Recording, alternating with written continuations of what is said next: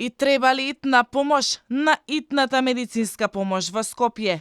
Само 7 медицински екипи дневно стојат на располагање за 600.000 граѓани во главниот град. Тоа значи тим од еден доктор, медицинска сестра и возач обслужуваат повеќе од 90.000 луѓе.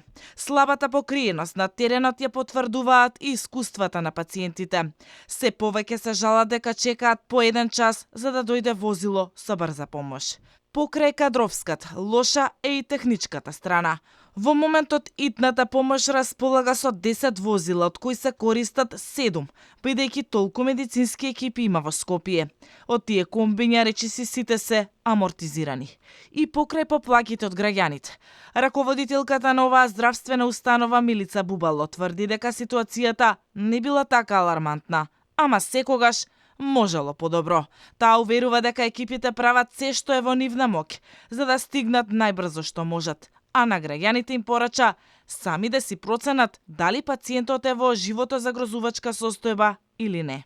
Пред да се јават на 194 да се стават во позиција на доктори, па самите да проценат дали пациентот е за наматичен доктор или за брза реакција од брзата помош, која и не е така брза во главниот град. Граѓаните не можат сами да направат до некаде проценка на итноста и сметаат дека одредени здравствени состојби на кај нив представуваат итни. Јас пак ќе апелирам до граѓаните дека одредени здравствени состојби кои што се подолг некој временски период, значи промените, па еве и на температурата не е ургентна итна состојба, значи треба да се јават кај својот матичен доктор, да се консултираат со него.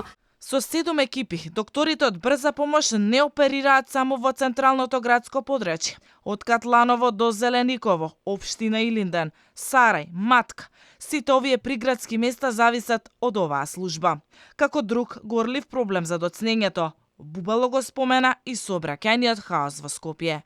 Екипи никој пат не се доста. Мислам, затоа кажав дека, како претходно што реков, во еден момент може сите екипи да не се во сите пунктови, во следната секунда сите да се излезени на терен, така да зависно од момент и од ситуација.